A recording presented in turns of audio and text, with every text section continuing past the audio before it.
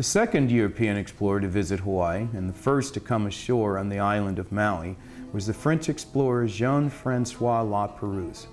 He was the first to chart Niihau and the Leeward Islands some 1,500 miles northwest of Kauai.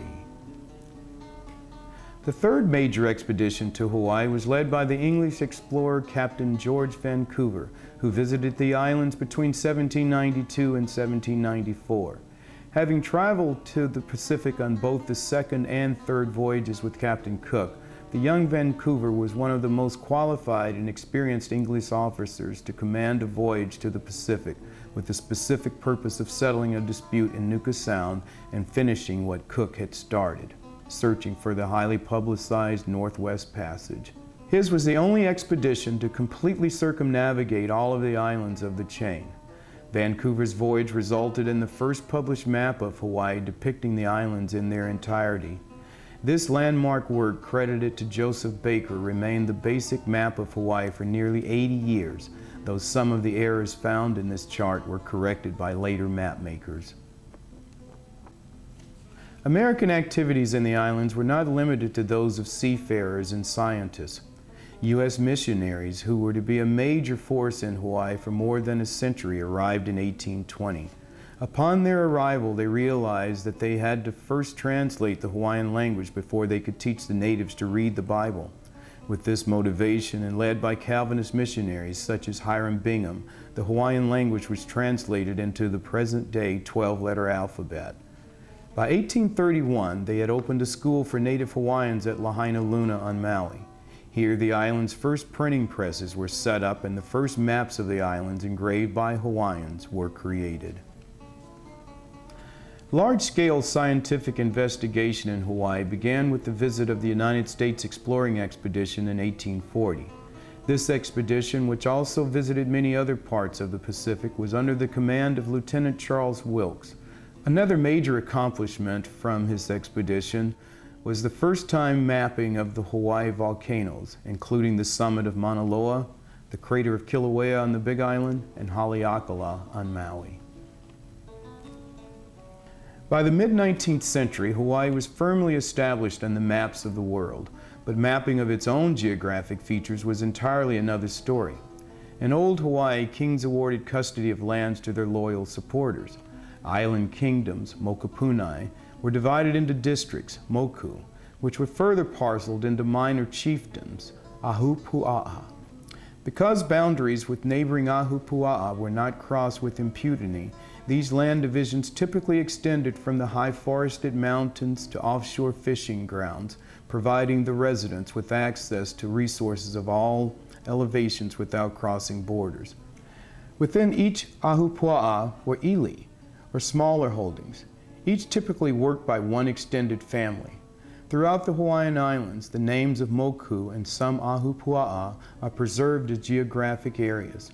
Land did not pass by inheritance. What the Crown gave, it could also take back or reassign to others. Because land was immortal and humans mortal, the idea that humans could own land was beyond imagining. Their attitude was one of territorial custody rather than ownership.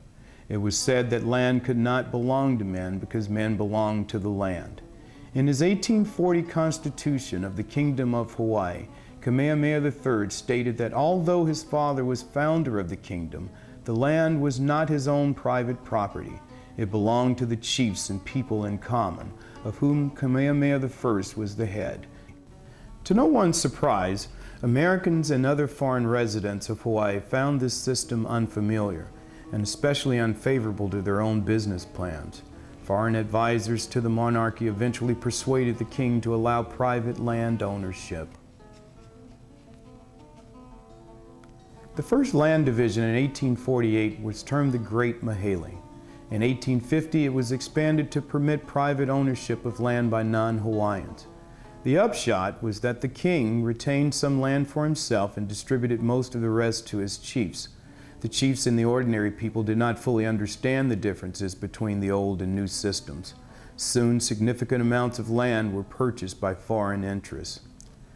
Eventually, the Great Mahele did produce surveys and surveyors who attempted to record the actual detailed geographic features of the islands. By the 1880s, the Alexander surveys recorded all the islands as government documents.